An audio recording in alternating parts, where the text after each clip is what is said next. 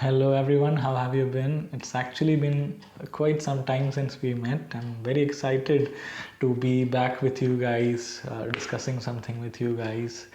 Despite it being the online mode, still I'm very excited to teach general English papers because when we actually had person to person classes, it's something that I thoroughly enjoyed, these general English classes, because you guys are students from other disciplines and we get to introduce you to many different kinds of perspectives about literature, about writing, about human life, and it's very exciting to see you guys being touched by the kind of stories and poems that we teach. And yeah, it has actually been quite difficult because of this whole online thing to somehow connect to you that deeply as we could in a real life classroom. But still, I'm very hopeful that teaching of literature is something very essential, despite you guys belonging to a diverse range of disciplines. This is something that you will cherish, not now maybe, but still when you go forward in your life, the kind of perspectives that these general English papers, especially papers like Spectrum and Signatures, give you, the kind of visions about life, the kind of emotions that these kinds of writings convey, they'll definitely influence you. They'll definitely help you be better persons and better human beings, better members of the society. So this poem is something quite significant in that respect, because throughout this text, throughout this spectrum, throughout this whole course of Spectrum, if you see, what we have been seeing as a kind of progression. That is, initially we were told how literature actually, helps us see the lives of others. That is, our personal lives are quite limited. We do not have access to that many experiences. We will live probably, up to 90 years. Average human lifespan is that much. So in that lifespan, the kind of experiences that we will have is very limited. So the kind of things we will see, the kind of experiences that we will have, the kind of emotions that we will undergo will be quite limited. So we saw how literary works, the characters in literary works, can actually give us insights into the lives of others, the kind of thoughts of others and all, and it can enrich our interior lives. So after learning that, we actually started practicing to look at things from the perspectives of others.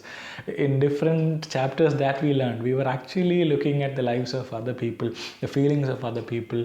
So we were learning to empathize with other people. But now we are taking that empathy to a new level. Now we are actually, from empathizing with people, we are moving on to a higher spiritual level of learning, or putting yourself in the shoes of others. We are learning to empathize with animals, the animal realm, which is quite essential. Now, John Silkin, I'm very sure that you must have already seen the introductory part to John Silkin and this poem. I'm going to present an analysis of this poem, Caring for Animals by John Silkin. This poem is something that is quite close to my heart, because it actually, again, helps you grow a bit more, not just looking at life from the perspective of other human beings. You are being taught to look at life from the perspective of animals also, to empathize with even the animal realm, and to feel that they are also part of this universe, and there is no hierarchy as such. They also have equal rights on this planet and the resources of this planet, as much as we human beings have. So without much further ado, I'll get into the analysis of the poem. First of all, we'll have a quick reading of the poem. I'll try to read it the way this poem reads to me. The poem connects to my own heart. I hope this connects to you also. Caring for Animals by John Silkin. I ask sometimes why these small animals with bitter eyes, why we should care for them. I question the sky, the serene blue water, but it cannot say, it gives no answer. And no answer releases in my head. A procession of grey shades, patched and whimpering. A procession of grey shades, patched and whimpering. Dogs with clipped ears, wheezing cart horses, a fly without shadow and without thought. Is it with these menaces to our vision, with this procession led by a man carrying wood, a man carrying wood, we must be concerned? Is it with this procession led by a man carrying wood that we must be concerned? The Holy Land, a rearing green island should be kinder than this, kindlier than this. The Holy Land, the green land should be kinder than this. Yet the animals, our ghosts, need tending to. Take the whipped cat and the blinded owl. Take the whipped cat and the blinded owl. Take up the man-trapped squirrel upon your shoulder. Attend to the unnecessary beasts. Unnecessary beasts. From growing mercy and a moderate love, great love for the human animal occurs. From growing mercy and a moderate love, great love for the human animal occurs. And your love grows. Your great love grows and grows. A very easy poem. I'm sure that you must have already got the glimpse of it. I'll give you a quick, meaning of this poem, and then we'll get into the analysis. So the speaker in the poem asks sometimes, why these small animals need caring. Because most of the time, our world is very materialistic. Human beings, most of the time, are looking for profit everywhere. So we grow cows so that we get milk, or we get a dog so that we have a better security at our homes, or we buy chicken so that we could have meat and eggs. So most of the time, we human beings are very materialistic. We do not love something just like that, but rather we always look into the material value of it. Unless it does not give something to us, we do not love them back, or we do not tend to them. So the poet is asking, why do these other animals, these squirrels, these small birds, which actually do not give us anything in return, why do they need tending to? So with small animals with bitter eyes, because these bitter eyes are actually representing or telling us about the kind of torture that small animals undergo. You must have heard about animal testing, which and for making medication and all, animals are tested. For making cosmetic products, animals are tested, and on an everyday scale also, we see human beings very ruthlessly behaving towards animals. We we pelt stones at animals. On the roads itself, we see many animals being killed on an everyday scale. So it's the kind of trauma and pain of those animals which is represented by this word with bitter eyes. With bitter eyes. Why? So the poet is asking, why should we care for these animals which do not give us any material value at all? He questions the sky, the serene blue waters. So he questions nature. But it cannot say, it gives no answer. There is no logical answer as such to why we should love these animals. If you ask, what will it give me in return? There is no such answer to that question. And no answer releases in my head also. The poet is contemplating, the poet is thinking, the speaker is thinking, but no answer releases in his own ideas or head also about this question. A procession, a series of grey shades. Grey is always representing a very dull and moody kind of atmosphere, very sad and depressed kind of atmosphere, the color grey. The procession of grey shades, patched, that is hurt and injured, and whimpering, whining and complaining in tears. Dogs with clipped ears. You must have seen the government agencies clipping the ears of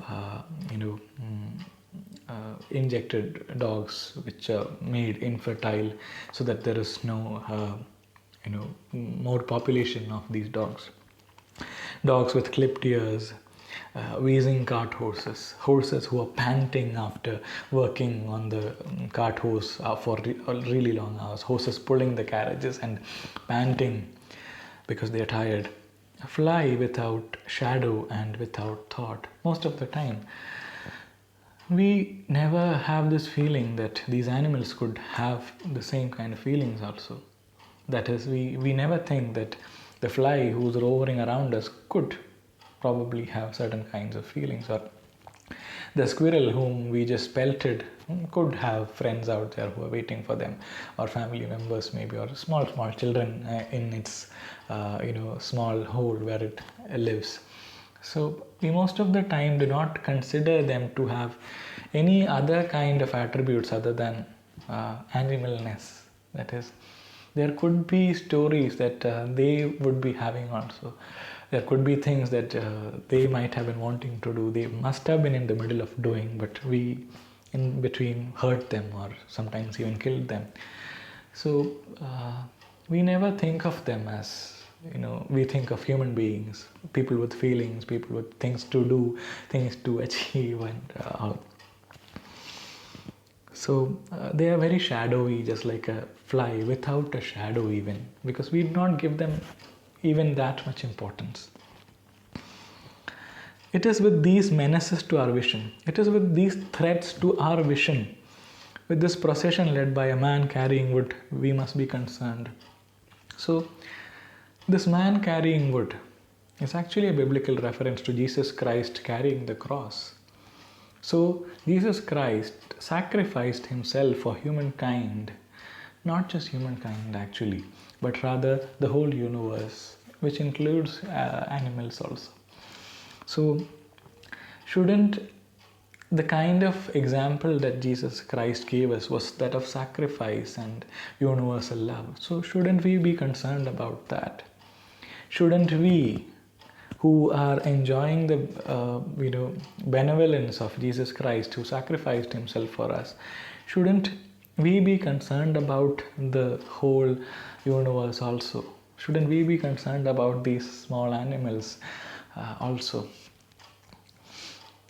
So the poet is saying, or the speaker is saying, that this green island, this holy land which is created by sacrifice of the Lord, should be kinder than this. It shouldn't be hurting animals just like that. It shouldn't be ignoring animals just like that. This world which has this great model of sacrifice should be kinder than this. Yet the animals are ghosts. Because in some cultures, animals are considered the ancestors of human beings, are ghosts. That is, we come out of animals, or there are spirits, or this can also be interpreted as they are as insignificant as ghosts. It could be interpreted in both ways, because they do not have a form or a shape, or so it could point to both. It could be point to a spiritual vision about animals. It could point to a very insignificant, meager vision about animals. And they need tending to. They need to be attended to. These animals also need to be attended to. So the poet is, calling for action towards the readers. The speaker is calling for action towards the readers. Take the whipped cat. Okay, care for that whipped cat, that beaten cat, and the blinded owl. Take up the man-trapped squirrel upon your shoulder. Take up the squirrel which has been trapped in some trap by human beings on your shoulder. And attend to the unnecessary beasts. Attend to the unnecessary beasts. These beasts are never necessary in our perception to the existence of humankind. That is, they do not give us any material profit. These creatures do not offer us anything in return. So these are very insignificant. They are unnecessary in this very materialistic perception. But we should tend for them also. We do not value anything that does not give us anything in return. But these are also creations which we should value, we should attend to. From growing mercy and moderate love, great love for human animal occurs. That is, from the love for the animal realm, great love for the human animal occurs. If you cannot love an animal, you cannot love another human being. That is the kind of love that you have for these animals, these small, small beings, is actually something that, what to say, it will teach you to, be kinder towards human beings also. Being kind to animals is actually the first step towards being kind to human beings, being kind to the universe, which is actually equal for us humans and animals. And your love grows. Then your love grows. Your great love grows and grows. A very beautiful poem, a very touching poem. It will tell you, because in this rush of life, that is, in this, running around for success and material,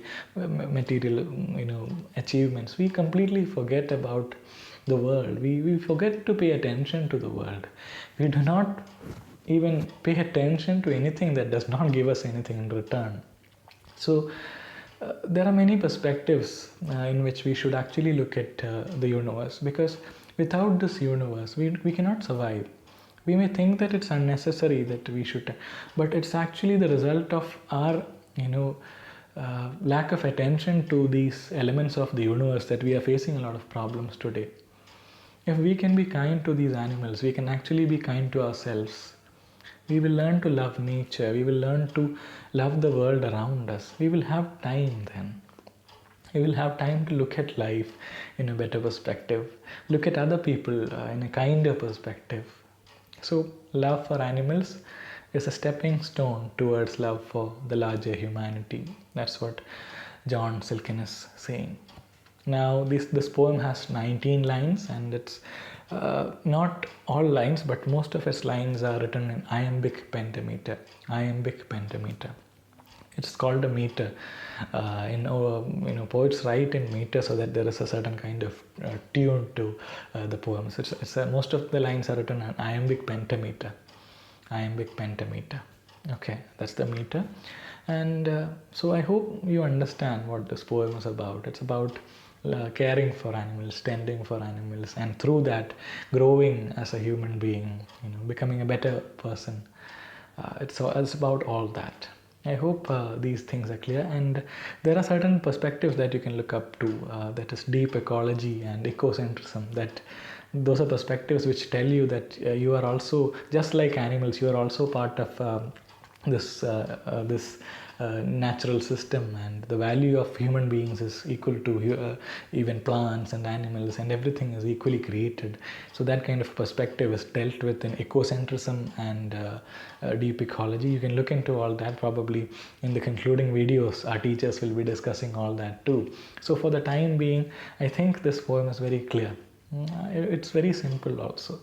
Keep reading the poem and imbibe the spirit of the poem, because animals, tending to animals is something very significant, not just for to show some kind of charity, but rather to feel a sense of fulfillment. During these lockdowns, we actually had the time to look at the animal realm. Most of us got these fish bowls where we kept fishes, small pets we got. We started tending to squirrels, we started observing birds. It's only then we realized that there is so much to observe and love in this universe. So continue doing that. Don't forget all that once again when the whole rush of life restarts.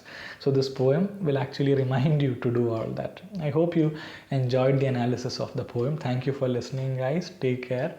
And this is a very difficult time for all of us human beings. So empathize towards each other, like empathizing towards animals, empathize towards each other, empathize towards your teachers, your friends, and be there for them, love them, tend to them, and take care of yourself also. Be kind to yourself also. So thank you for listening. I'll see you in the coming classes. Thank you.